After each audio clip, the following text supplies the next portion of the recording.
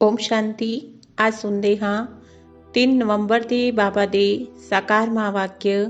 ਬਾਬਾ ਬੋਲੇ, ਮਿੱਠੇ ਬੱਚੇ ਜੀ ਬਾਬਾ, ਤੁਸੀਂ ਹੀ ਸੱਚੇ ਅਲੌਕਿਕ ਜਾਦੂਗਰ ਹੋ। ਤੁਹਾਨੂੰ ਮਨੁੱਖ ਨੂੰ ਦੇਵਤਾ ਬਣਾਉਣ ਦਾ ਜਾਦੂ ਵਿਖਾਉਣਾ ਹੈ। ਪ੍ਰਸ਼ਨ ਹੈ, ਚੰਗੇ ਪੁਰਸ਼ਾਰਥੀ ਸਟੂਡੈਂਟ ਦੀ ਨਿਸ਼ਾਨੀ ਕੀ ਹੋਵੇਗੀ? ਉੱਤਰ, ਉਹ ਪਾਸ ਵਿਦ ਓਨਰ ਹੋਣ ਦਾ ਮਤਲਬ ਵਿਜੇ ਮਾਲਾ ਵਿੱਚ ਆਉਣ ਦਾ ਲਕਸ਼ ਰੱਖਣਗੇ। ਉਹਨਾਂ ਦੀ ਬੁੱਧੀ ਵਿੱਚ ਇੱਕ ਬਾਪ ਦੀ ਯਾਦ ਹੋਵੇਗੀ। ਦੇਹ ਸਮੇਤ ਦੇਹ ਦੇ ਸਭ ਸੰਬੰਧਾਂ ਨਾਲ ਬੁੱਧੀਯੋਗ ਤੋੜ ਇੱਕ ਬਾਪ ਨਾਲ ਪ੍ਰੀਤ ਰੱਖਣਗੇ। ਅਜਿਹੇ ਪੁਰਸ਼ਾਰਥੀ ਹੀ ਮਾਲਾ ਦਾ ਦਾਣਾ ਬਣਦੇ ਨੇ। ਓਮ ਸ਼ਾਂਤੀ। ਰੂਹਾਨੀ ਬੱਚਿਆਂ ਪ੍ਰਤੀ ਰੂਹਾਨੀ ਬਾਪ ਬੈਠ ਸਮਝਾਉਂਦੇ ਨੇ, ਤੁਸੀਂ ਹੁਣ ਰੂਹਾਨੀ ਬੱਚੇ ਜਾਦੂਗਰ ਜਾਦੂਗਰਨੀਆਂ ਬਣ ਗਏ ਹੋ। ਇਸ ਲਈ ਬਾਪ ਨੂੰ ਵੀ ਜਾਦੂਗਰ ਕਹਿੰਦੇ ਨੇ। ਅਜਿਹਾ ਕੋਈ ਜਾਦੂਗਰ ਨਹੀਂ ਹੋਵੇਗਾ ਜੋ ਮਨੁੱਖ ਨੂੰ ਦੇਵਤਾ ਬਣਾ ਦੇਵੇ। ਇਹ ਜਾਦੂਗਰੀ ਹੈ ਨਾ। ਕਿੰਨੀ ਵੱਡੀ ਕਮਾਈ ਕਰਾਉਣ ਦਾ ਤੁਸੀਂ ਰਸਤਾ ਦੱਸਦੇ ਹੋ। ਸਕੂਲ ਵਿੱਚ ਟੀਚਰ ਵੀ ਕਮਾਈ ਕਰਾਉਣਾ ਸਿਖਾਉਂਦੇ ਨੇ। ਪੜ੍ਹਾਈ ਕਮਾਈ ਹੈ ਨਾ। ਭਗਤੀ ਮਾਰਗ ਦੀਆਂ ਕਹਾਣੀਆਂ ਸ਼ਾਸਤਰ ਆਦਿ ਸੁਣਨਾ, ਉਹਨਾਂ ਨੂੰ ਪੜ੍ਹਾਈ ਨਹੀਂ ਕਹਾਂਗੇ। ਉਸ ਵਿੱਚ ਕੋਈ ਆਮਦਨੀ ਨਹੀਂ, ਸਿਰਫ ਪੈਸਾ ਖਰਚ ਹੁੰਦਾ ਹੈ। ਬਾਪ ਵੀ ਸਮਝਾਉਂਦੇ ਨੇ, ਭਗਤੀ ਮਾਰਗ ਵਿੱਚ ਚਿੱਤਰ ਬਣਾਉਂਦੇ, ਮੰਦਿਰ ਆਦਿ ਬਣਾਉਂਦੇ, ਭਗਤੀ ਕਰਦੇ ਕਰਦੇ ਤੁਸੀਂ ਕਿੰਨੇ ਪੈਸੇ ਖਰਚ ਕਰ ਲਏ। ਟੀਚਰ ਤਾਂ ਫਿਰ ਵੀ ਕਮਾਈ ਕਰਾਉਂਦੇ ਨੇ, ਆਜੀਵਿਕਾ ਹੁੰਦੀ ਹੈ ਨਾ। ਤੁਹਾਡੇ ਬੱਚਿਆਂ ਦੀ ਪੜ੍ਹਾਈ ਕਿੰਨੀ ਉੱਚੀ ਹੈ। ਪੜ੍ਹਨਾ ਵੀ ਸਭ ਨੂੰ ਹੈ। ਤੁਸੀਂ ਬੱਚੇ ਮਨੁੱਖ ਤੋਂ ਦੇਵਤਾ ਬਣਾਉਣ ਵਾਲੇ ਹੋ। ਉਸ ਪੜ੍ਹਾਈ ਨਾਲ ਤਾਂ ਬੈਰਿਸਟਰ ਆਦਿ ਬਣਨਗੇ। ਉਹ ਵੀ ਇੱਕ ਜਨਮ ਦੇ ਲਈ। ਕਿੰਨਾ ਰਾਤ ਦਿਨ ਦਾ ਫਰਕ ਹੈ। ਇਸ ਲਈ ਤੁਸੀਂ ਆਤਮਾਵਾਂ ਨੂੰ ਸ਼ੁੱਧ ਨਸ਼ਾ ਰਹਿਣਾ ਚਾਹੀਦਾ ਹੈ। ਇਹ ਹੈ ਗੁਪਤ ਨਸ਼ਾ। ਬੇਹੱਦ ਦੇ ਬਾਪ ਦੀ ਤਾਂ ਕਮਾਲ ਹੈ। ਕਿਵੇਂ ਦਾ ਰੂਹਾਨੀ ਜਾਦੂ ਹੈ। ਰੂਹ ਨੂੰ ਯਾਦ ਕਰਦੇ ਕਰਦੇ ਸਤੋ ਪ੍ਰਧਾਨ ਬਣ ਜਾਣਾ ਹੈ। ਜਿਵੇਂ ਸੰਨਿਆਸੀ ਲੋਕੀ ਕਹਿੰਦੇ ਨੇ, ਤੁਸੀਂ ਸਮਝੋ ਮੈਂ ਭੈਂਸ ਹਾਂ, ਮੱਝ ਹਾਂ। ਇਹ ਸਮਝ ਕੇ ਕੋਠੀ ਵਿੱਚ ਬੈਠ ਗਿਆ। ਫਿਰ ਬੋਲਿਆ, ਮੈਂ ਤਾਂ ਭੈਂਸ ਹਾਂ, ਕੋਠੀ ਵਿੱਚੋਂ ਕਿਵੇਂ ਨਿਕਲਾਂ। ਉਹ ਇਸ ਤਰ੍ਹਾਂ ਹੁਣ ਬਾਪ ਕਹਿੰਦੇ ਨੇ, ਤੁਸੀਂ ਪਵਿੱਤਰ ਆਤਮਾ ਸੀ, ਹੁਣ ਅਪਵਿੱਤਰ ਬਣੇ ਹੋ। ਫਿਰ ਬਾਪ ਨੂੰ ਯਾਦ ਕਰਦੇ ਕਰਦੇ ਤੁਸੀਂ ਪਵਿੱਤਰ ਬਣ ਜਾਓਗੇ। ਇਸ ਗਿਆਨ ਨੂੰ ਸੁਣ ਕੇ ਨਰ ਤੋਂ ਨਾਰਾਇਣ ਮਤਲਬ ਮਨੁੱਖ ਤੋਂ ਦੇਵਤਾ ਬਣ ਜਾਂਦੇ ਹੋ। ਦੇਵਤਾਵਾਂ ਦੀ ਵੀ ਸਾਵਰੰਟੀ ਹੈ ਨਾ। ਤੁਸੀਂ ਬੱਚੇ ਹੁਣ ਸ਼੍ਰੀਮਤ ਤੇ ਭਾਰਤ ਵਿੱਚ ਡੀਟੀ ਸਾਵਰੰਟੀ ਸਥਾਪਨ ਕਰ ਰਹੇ ਹੋ। ਬਾਪ ਕਹਿੰਦੇ ਨੇ, ਹੁਣ ਮੈਂ ਤੁਹਾਨੂੰ ਸ਼੍ਰੀਮਤ ਦਿੰਦਾ ਹਾਂ। ਇਹ ਰਾਈਟ ਹੈ ਜਾਂ ਸ਼ਾਸਤਰਾਂ ਦੀ ਮਤ ਰਾਈਟ ਹੈ, ਜ਼ਰਾ ਜੱਜ ਕਰੋ। ਗੀਤਾ ਹੈ ਸਰਵ ਸ਼ਾਸਤਰਮਈ ਸ਼ਿਰੋਮਣੀ ਸ਼੍ਰੀਮਦ ਭਾਗਵਤ ਗੀਤਾ। ਇਹ ਖਾਸ ਲਿਖਿਆ ਹੋਇਆ ਹੈ। ਹੁਣ ਭਗਵਾਨ ਕਿਸ ਨੂੰ ਕਿਹਾ ਜਾਵੇ? ਜ਼ਰੂਰ ਸਭ ਕਹਿਣਗੇ ਨਿਰਾਕਾਰ ਸ਼ਿਵ। ਅਸੀਂ ਆਤਮਾਵਾਂ ਉਹਨਾਂ ਦੇ ਬੱਚੇ ਬ੍ਰਦਰਸ ਹਾਂ। ਉਹ ਇੱਕ ਬਾਪ ਹੈ। ਬਾਪ ਕਹਿੰਦੇ ਨੇ, ਮੈਂ ਤੁਹਾਡੇ ਸਭ ਦਾ ਆਸ਼ਿਕ ਹਾਂ। ਮੈਨੂੰ ਮਾਸ਼ੂਕ ਨੂੰ ਯਾਦ ਕਰਦੇ ਹੋ, ਕਿਉਂਕਿ ਮੈਂ ਹੀ ਆ ਕੇ ਰਾਜਯੋਗ ਸਿਖਾਇਆ ਸੀ, ਜਿਸ ਨਾਲ ਤੁਸੀਂ ਪ੍ਰੈਕਟੀਕਲ ਵਿੱਚ ਨਰ ਤੋਂ ਨਾਰਾਇਣ ਬਣਦੇ ਹੋ। ਉਹ ਤਾਂ ਕਹਿ ਦਿੰਦੇ, ਅਸੀਂ ਸਤ ਨਾਰਾਇਣ ਦੀ ਕਥਾ ਸੁਣਦੇ ਹਾਂ। ਇਹ ਕੋਈ ਸਮਝਦੇ ਥੋੜੀ ਨੇ ਕਿ ਇਸ ਨਾਲ ਅਸੀਂ ਨਰ ਤੋਂ ਨਾਰਾਇਣ ਬਣਾਂਗੇ। ਬਾਪ ਤੁਹਾਨੂੰ ਆਤਮਾਵਾਂ ਨੂੰ ਗਿਆਨ ਦਾ ਤੀਜਾ ਨੇਤਰ ਦਿੰਦੇ ਨੇ, ਜਿਸ ਨਾਲ ਆਤਮਾ ਜਾਗ ਜਾਂਦੀ ਹੈ। ਸਰੀਰ ਬਿਨਾਂ ਤਾਂ ਆਤਮਾ ਗੱਲ ਵੀ ਨਹੀਂ ਕਰ ਸਕਦੀ। ਆਤਮਾ ਦੇ ਰਹਿਣ ਦੀ ਜਗ੍ਹਾ ਨੂੰ ਨਿਰਵਾਣ ਧਾਮ ਕਿਹਾ ਜਾਂਦਾ ਹੈ। ਤੁਸੀਂ ਬੱਚਿਆਂ ਨੂੰ ਹੁਣ ਸ਼ਾਂਤੀ ਧਾਮ, ਸੁਖ ਧਾਮ ਨੂੰ ਯਾਦ ਕਰਨਾ ਹੈ। ਇਸ ਦੁੱਖ ਧਾਮ ਨੂੰ ਬੁੱਧੀ ਤੋਂ ਭੁੱਲਣਾ ਹੈ। ਆਤਮਾ ਨੂੰ ਹੁਣ ਸਮਝ ਮਿਲੀ ਹੈ, ਰੋਂਗ ਕੀ ਹੈ, ਰਾਈਟ ਕੀ ਹੈ। ਕਰਮ ਅਕਰਮ ਵਿਕਰਮ ਦਾ ਵੀ ਰਾਜ ਸਮਝਾਇਆ ਹੈ। ਬਾਪ ਬੱਚਿਆਂ ਨੂੰ ਹੀ ਸਮਝਾਉਂਦੇ ਨੇ। ਬੱਚੇ ਵੀ ਜਾਣਦੇ ਨੇ, ਹੋਰ ਮਨੁੱਖ ਤਾਂ ਬਾਪ ਨੂੰ ਜਾਣਦੇ ਹੀ ਨਹੀਂ। ਬਾਪ ਕਹਿੰਦੇ ਨੇ, ਇਹ ਵੀ ਡਰਾਮਾ ਬਣਿਆ ਹੋਇਆ ਹੈ। ਰਾਵਣ ਰਾਜ ਵਿੱਚ ਸਭ ਦੇ ਕਰਮ ਵਿਕਰਮ ਹੀ ਹੁੰਦੇ ਨੇ। ਸਤਯੁਗ ਵਿੱਚ ਕਰਮ ਆਕਰਮ ਹੁੰਦੇ ਨੇ। ਕੋਈ ਪੁੱਛੇ ਉੱਥੇ ਬੱਚੇ ਆਦਿ ਨਹੀਂ ਹੁੰਦੇ ਤਾਂ ਬੋਲੋ ਉਸ ਨੂੰ ਕਿਹਾ ਜਾਂਦਾ ਹੈ ਵਾਇਸਲੈਸ ਵਰਡ। ਉੱਥੇ ਵਿਕਾਰ ਕਿੱਥੋਂ ਆਏ? ਇਹ ਤਾਂ ਬੜੀ ਸਿੰਪਲ ਗੱਲ ਹੈ। ਇਹ ਸਾਰੀਆਂ ਗੱਲਾਂ ਬਾਪ ਬੈਠ ਸਮਝਾਉਂਦੇ ਨੇ। ਜੋ ਰਾਈਟ ਸਮਝਦੇ ਨੇ ਉਹ ਤਾਂ ਝੱਟ ਖੜੇ ਹੋ ਜਾਂਦੇ ਨੇ, ਕੋਈ ਨਹੀਂ ਵੀ ਸਮਝਦੇ ਪਰ ਅੱਗੇ ਚੱਲ ਕੇ ਸਮਝ ਵਿੱਚ ਆ ਹੀ ਜਾਵੇਗਾ। ਸ਼ਮਾ ਤੇ ਪਤੰਗੇ ਆਉਂਦੇ ਰਹਿੰਦੇ ਨੇ, ਚਲੇ ਜਾਂਦੇ ਫਿਰ ਆ ਜਾਂਦੇ ਨੇ, ਇਹ ਵੀ ਸ਼ਮਾ ਹੈ ਨਾ। ਸਭ ਸੜ ਕੇ ਖਤਮ ਹੋ ਜਾਣ ਵਾਲੇ ਨੇ, ਇਹ ਵੀ ਸਮਝਾਇਆ ਜਾਂਦਾ ਹੈ। ਬਾਕੀ ਸ਼ਮਾ ਕੋਈ ਹੈ ਨਹੀਂ, ਉਹ ਤਾਂ ਕੋਮਨ ਹੈ। ਸ਼ਮਾ ਤੇ ਪਤੰਗੇ ਬਹੁਤ ਸੜਦੇ ਨੇ। ਦੀਵਾਲੀ ਤੇ ਕਿੰਨੇ ਛੋਟੇ ਛੋਟੇ ਮੱਛਰ ਨਿਕਲਦੇ ਨੇ ਤੇ ਆਪੇ ਹੀ ਖਤਮ ਹੋ ਜਾਂਦੇ ਨੇ। ਜੀਣਾ ਤੇ ਮਰਨਾ ਬਾਪ ਵੀ ਸਮਝਾਉਂਦੇ ਨੇ। ਜੇ ਪਿਛਾੜੀ ਵਿੱਚ ਆ ਕੇ ਜਨਮ ਲੈਂਦੇ ਫਿਰ ਮਰ ਜਾਂਦੇ, ਉਹ ਤਾਂ ਜਿਵੇਂ ਮੱਛਰਾਂ ਦੀ ਤਰ੍ਹਾਂ ਹੀ ਹੋ ਗਏ। ਬਾਪ ਵਰਸਾ ਦੇਣ ਲਈ ਆਏ ਨੇ ਤਾਂ ਪੁਰਸ਼ਾਰਥ ਕਰ। ਪਾਸ ਵਿਦ ਆਨਰ ਹੋਣਾ ਚਾਹੀਦਾ ਹੈ। ਚੰਗੇ ਸਟੂਡੈਂਟ ਬਹੁਤ ਪੁਰਸ਼ਾਰਥ ਕਰਦੇ ਨੇ। ਇਹ ਮਾਲਾ ਵੀ ਪਾਸ ਵਿਦ ਆਨਰ ਦੀ ਹੀ ਬਣੀ ਹੋਈ ਹੈ। ਇਸ ਲਈ ਜਿੰਨਾ ਹੋ ਸਕੇ ਪੁਰਸ਼ਾਰਥ ਕਰਦੇ ਰਹੋ। ਵਿਨਾਸ਼ ਕਾਲੇ ਵਿਪਰੀਤ ਬੁੱਧੀ ਕਹਿੰਦੇ ਨੇ। ਇਸ ਤੇ ਵੀ ਤੁਸੀਂ ਸਮਝਾ ਸਕਦੇ ਹੋ ਕਿ ਸਾਡੀ ਤਾਂ ਬਾਪ ਦੇ ਨਾਲ ਪ੍ਰੀਤ ਬੁੱਧੀ ਹੈ। ਇੱਕ ਬਾਪ ਤੋਂ ਇਲਾਵਾ ਅਸੀਂ ਹੋਰ ਕਿਸੇ ਨੂੰ ਯਾਦ ਨਹੀਂ ਕਰਦੇ। ਬਾਪ ਕਹਿੰਦੇ ਨੇ, ਦੇ ਸਹਿਤ ਦੇ ਸਾਰੇ ਸੰਬੰਧਾਂ ਨੂੰ ਛੱਡ ਮਮ ਏਕਮ ਯਾਦ ਕਰੋ। ਭਗਤੀ ਮਾਰਗ ਵਿੱਚ ਬਹੁਤ ਯਾਦ ਕਰਦੇ ਆਏ ਹੋ। ਹੇ ਦੁੱਖ ਹਰਤਾ ਸੁਖ ਕਰਤਾ, ਤਾਂ ਜ਼ਰੂਰ ਬਾਪ ਸੁਖ ਦੇਣ ਵਾਲਾ ਹੈ ਨਾ। ਸਵਰਗ ਨੂੰ ਕਿਹਾ ਜਾਂਦਾ ਹੈ ਸੁਖ ਧਾਮ। ਬਾਪ ਸਮਝਾਉਂਦੇ ਨੇ, ਮੈਂ ਆਇਆ ਹੀ ਹਾਂ ਤੁਹਾਨੂੰ ਪਾਵਨ ਬਣਾਉਣ। ਬੱਚੇ ਜੋ ਕਾਮ ਚਿਤਾ ਤੇ ਬੈਠ ਭਸਮ ਹੋ ਗਏ ਨੇ, ਉਹਨਾਂ ਤੇ ਗਿਆਨ ਦੀ ਬਰਸਾਤ ਕਰਦਾ ਹਾਂ। ਤੁਹਾਨੂੰ ਬੱਚਿਆਂ ਨੂੰ ਯੋਗ ਸਿਖਾਉਂਦਾ ਹਾਂ ਕਿ ਬਾਪ ਨੂੰ ਯਾਦ ਕਰੋ ਤਾਂ ਵਿਕਰਮ ਵਿਨਾਸ਼ ਹੋਣਗੇ ਤੇ ਤੁਸੀਂ ਪਰਿਸਥਾਨ ਦੇ ਮਾਲਿਕ ਬਣ ਜਾਓਗੇ। ਤੁਸੀਂ ਵੀ ਜਾਦੂਗਰ ਠਹਿਰੇ। ਬੱਚਿਆਂ ਨੂੰ ਨਸ਼ਾ ਰਹਿਣਾ ਚਾਹੀਦਾ ਹੈ। ਸਾਡੀ ਇਹ ਸੱਚੀ ਸੱਚੀ ਜਾਦੂਗਰੀ ਹੈ। ਕੋਈ ਕੋਈ ਬਹੁਤ ਵਧੀਆ ਹੁਸ਼ਿਆਰ ਜਾਦੂਗਰ ਹੁੰਦੇ ਨੇ, ਕੀ ਚੀਜ਼ਾਂ ਕੱਢਦੇ ਨੇ। ਇਹ ਜਾਦੂਗਰੀ ਫਿਰ ਅਲੌਕਿਕ ਹੈ। ਮਤਲਬ ਇੱਕ ਬਾਪ ਦੇ ਸਿਵਾਏ ਹੋਰ ਕੋਈ ਸਿਖਾ ਨਹੀਂ ਸਕਦਾ। ਤੁਸੀਂ ਜਾਣਦੇ ਹੋ ਅਸੀਂ ਮਨੁੱਖ ਤੋਂ ਦੇਵਤਾ ਬਣ ਰਹੇ ਹਾਂ। ਇਹ ਸਿੱਖਿਆ ਹੈ ਹੀ ਨਵੀਂ ਦੁਨੀਆ ਦੇ ਲਈ। ਉਸ ਨੂੰ ਸਤਜੁਗ ਨਿਊ ਵਰਲਡ ਕਿਹਾ ਜਾਂਦਾ ਹੈ। ਹੁਣ ਤੁਸੀਂ ਸੰਗਮ ਯੁੱਗ ਤੇ ਹੋ। ਇਹ ਪੁਰਸ਼ੋਤਮ ਸੰਗਮ ਯੁੱਗ ਦਾ ਕਿਸੇ ਨੂੰ ਪਤਾ ਨਹੀਂ ਹੈ। ਤੁਸੀਂ ਕਿੰਨੇ ਉੱਤਮ ਪੁਰਖ ਬੰਦੇ ਹੋ। ਬਾਪ ਆਤਮਾਵਾਂ ਨੂੰ ਹੀ ਸਮਝਾਉਂਦੇ ਨੇ। ਕਲਾਸ ਵਿੱਚ ਤੁਸੀਂ ਬ੍ਰਾਹਮਣੀਆਂ ਜਦੋਂ ਬੈਠਦੀਆਂ ਹੋ, ਤੁਹਾਡਾ ਕੰਮ ਹੈ ਪਹਿਲੇ ਸਭ ਨੂੰ ਸਾਵਧਾਨ ਕਰਨਾ ਕਿ ਭਾਈਓ ਬਹਿਨੋ ਆਪਣੇ ਆਪ ਨੂੰ ਆਤਮਾ ਸਮਝ ਕੇ ਬੈਠੋ। ਅਸੀਂ ਆਤਮਾ ਐਨਾਰਗਨਸ ਦੁਆਰਾ ਸੁਣਦਿਆਂ ਹਾਂ 84 ਜਨਮਾਂ ਦਾ ਰਾਜ ਵੀ। ਬਾਪ ਨੇ ਆ ਕੇ ਸਮਝਾਇਆ ਹੈ। ਕਿਹੜੇ ਮਨੁੱਖ 84 ਜਨਮ ਲੈਂਦੇ ਨੇ, ਸਭ ਤਾਂ ਨਹੀਂ ਲੈਣਗੇ ਨਾ। ਇਸ ਤੇ ਵੀ ਕਿਸੇ ਦਾ ਖਿਆਲ ਨਹੀਂ ਚੱਲਦਾ। ਜੋ ਸੁਣਿਆ ਉਸ ਨੂੰ ਕਹਿ ਦਿੰਦੇ 7 ਬਚਨ। ਹਨੂਮਾਨ ਪਵਨ ਤੋਂ ਨਿਕਲਿਆ 7 ਬਚਨ। ਫਿਰ ਦੂਜਿਆਂ ਨੂੰ ਵੀ ਅਜਿਹੀਆਂ ਗੱਲਾਂ ਸੁਣਾਉਂਦੇ ਰਹਿੰਦੇ ਨੇ।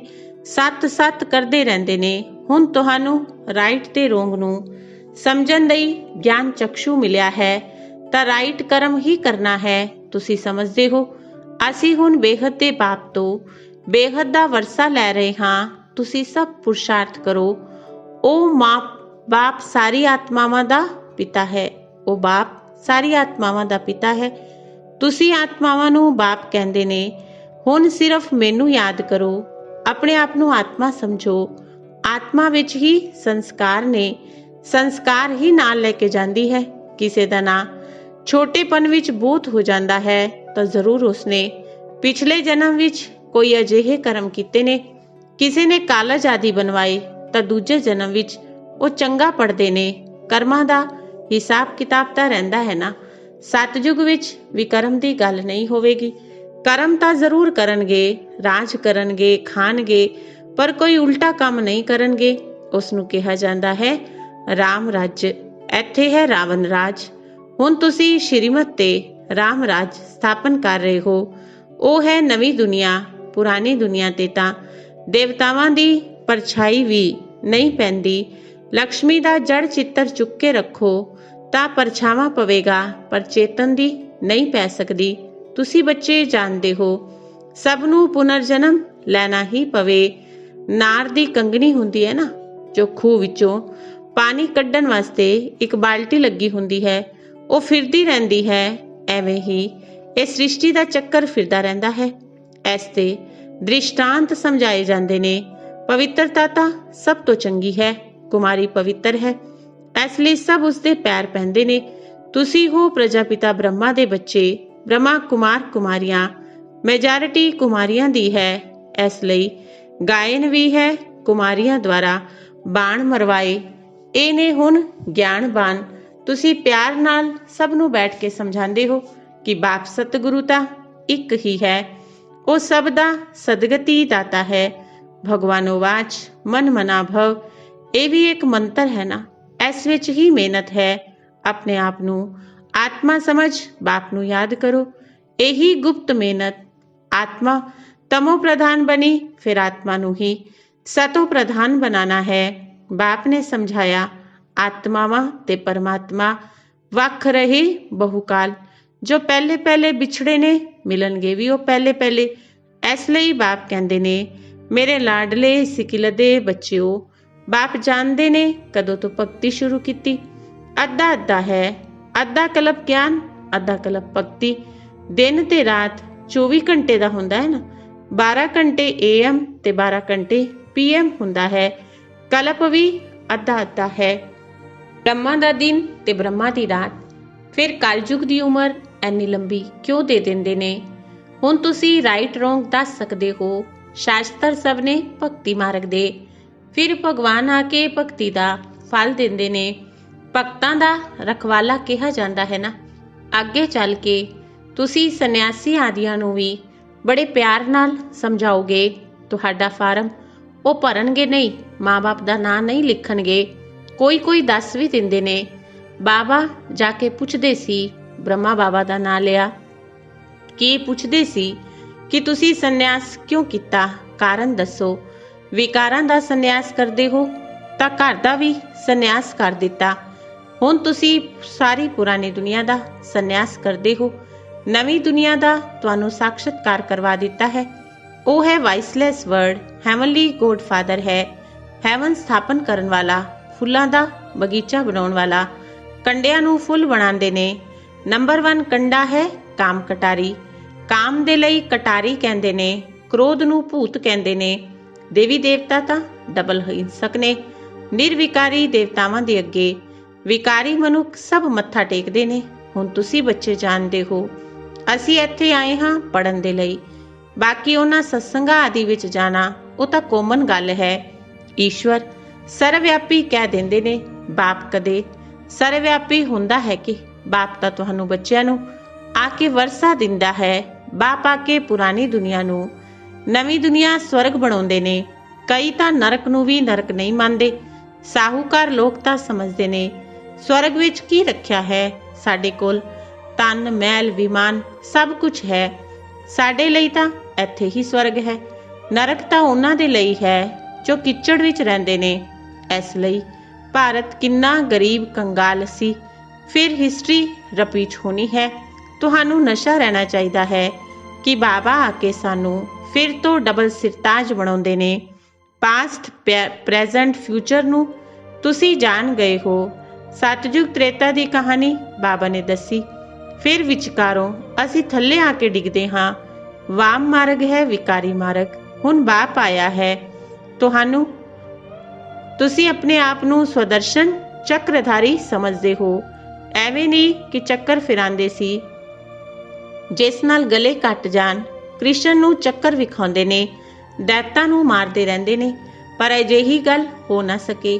ਤੁਸੀਂ ਸਮਝਦੇ ਹੋ ਅਸੀਂ ਬ੍ਰਾਹਮਣ ਹਾਂ, ਸਵਦਰਸ਼ਨ ਚੱਕਰਧਾਰੀ। ਸਾਨੂੰ ਸ੍ਰਿਸ਼ਟੀ ਦੇ ਆਦਿ ਮੱਧ ਅੰਤ ਦੀ ਨੌਲੇਜ ਹੈ। ਉੱਥੇ ਦੇਵਤਾਵਾਂ ਨੂੰ ਇਹ ਗਿਆਨ ਨਹੀਂ ਹੋਵੇਗਾ। ਉੱਥੇ ਤਾਂ ਹੈ ਸਦਗਤੀ। ਇਸ ਲਈ ਉਸ ਨੂੰ ਕਿਹਾ ਜਾਂਦਾ ਹੈ ਦਿਨ। ਰਾਤ ਵਿੱਚ ਹੀ ਤਕਲੀਫ ਹੁੰਦੀ ਹੈ।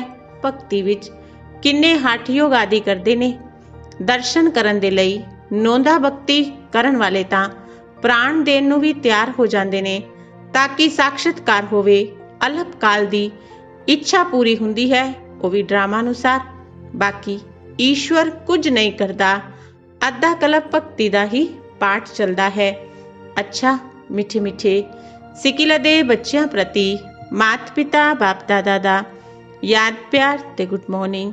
ਰੂਹਾਨੀ ਬਾਪ ਦੀ रूहानी बच्चिਆਂ ਨੂੰ नमस्ते। रूहानी बच्चिਆਂ ਦੀ रूहानी बाप दादा ਨੂੰ नमस्ते नमस्ते नमस्ते जी। धारणा ਦੇ ਲਈ ਮੁੱਖ ਸਾਰ। ਪਹਿਲੀ ਧਾਰਨਾ ਹੈ, ਇਸ रूहानी ਨਸ਼ੇ ਵਿੱਚ ਰਹਿਣਾ ਹੈ ਕਿ ਬਾਬਾ ਸਾਨੂੰ ਡਬਲ ਸਿਰਤਾਜ ਬਣਾ ਰਹੇ ਨੇ। ਅਸੀਂ ਹਾਂ ਸਵਦਰਸ਼ਨ ਚੱਕਰਧਾਰੀ ਬ੍ਰਾਹਮਣ। ਪਾਸਟ ਪ੍ਰੈਜ਼ੈਂਟ ਫਿਊਚਰ ਦਾ ਗਿਆਨ ਬੁੱਧੀ ਵਿੱਚ ਰੱਖ ਕੇ ਚੱਲਣਾ ਹੈ। ਦੂਜਾ, ਪਾਸਵੇਂ ਓਨਰ ਹੋਣ ਦੇ ਲਈ ਬਾਪ ਨਾਲ ਸੱਚੀ ਸੱਚੀ ਪ੍ਰੀਤ ਰੱਖਣੀ ਹੈ। ਬਾਪ ਨੂੰ ਯਾਦ ਕਰਨ ਦੀ ਗੁਪਤ ਮਿਹਨਤ ਕਰਨੀ ਹੈ। ਵਰਦਾਨ ਹੈ, ਸਰਵ ਗੁਣਾਂ ਦੇ ਅਨੁਭਵਾਂ ਦੁਆਰਾ ਬਾਪ ਨੂੰ ਪ੍ਰਤੱਖ ਕਰਨ ਵਾਲੇ ਅਨੁਭਵੀ ਮੂਰਤ ਭਵ।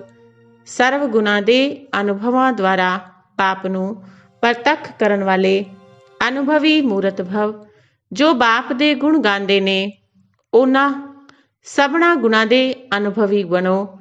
ਜਿਵੇਂ ਬਾਪ ਆਨੰਦ ਦਾ ਸਾਗਰ ਹੈ, ਉਸ ਆਨੰਦ ਦੇ ਸਾਗਰ ਦੀਆਂ ਲਹਿਰਾਂ ਵਿੱਚ ਤੁਸੀਂ ਵੀ ਲਹਿਰਾਉਂਦੇ ਰਹੋ। ਜੋ ਵੀ ਸੰਪਰਕ ਵਿੱਚ ਆਵੇ ਉਸ ਨੂੰ ਆਨੰਦ ਦਾ, ਪ੍ਰੇਮ ਦਾ, ਸੁੱਖ ਸ਼ਾਂਤੀ, ਸਭਨਾ ਗੁਣਾਂ ਦੀ ਅਨੁਭੂਤੀ ਕਰਾਓ। ਐਵੇਂ ਸਰਵ ਗੁਣਾਂ ਦੇ ਅਨੁਭਵੀ ਮੂਰਤ ਬਣੋ ਤਾਂ ਤੁਹਾਡੇ ਦੁਆਰਾ ਬਾਪ ਦੀ ਸੂਰਤ ਪ੍ਰਤੱਖ ਹੋਵੇਗੀ, ਕਿਉਂਕਿ ਤੁਸੀਂ ਮਹਾਨ ਆਤਮਾਵਾਂ ਹੀ ਪਰਮਾਤਮਾ ਨੂੰ ਆਪਣੇ ਅਨੁਭਵੀ ਮੂਰਤ ਨਾਲ ਪ੍ਰਤੱਖ ਕਰ ਸਕਦੀਆਂ ਹੋ। ਸਲੋਗਨ ਹੈ, ਕਾਰਨ ਨੂੰ ਨਿਵਾਰਨ ਵਿੱਚ ਪਰਿਵਰਤਨ ਕਰ, ਅਸ਼ੁਭ ਗੱਲ ਨੂੰ ਵੀ ਸ਼ੁਭ ਬਣਾਓ। ਕਾਰਨ ਨੂੰ ਨਿਵਾਰਨ ਵਿੱਚ ਪਰਿਵਰਤਨ ਕਰ, ਅਸ਼ੁਭ ਗੱਲ ਨੂੰ ਵੀ ਸ਼ੁਭ ਬਣਾਓ। ਅੱਛਾ, ਓਮ ਸ਼ਾਂਤੀ।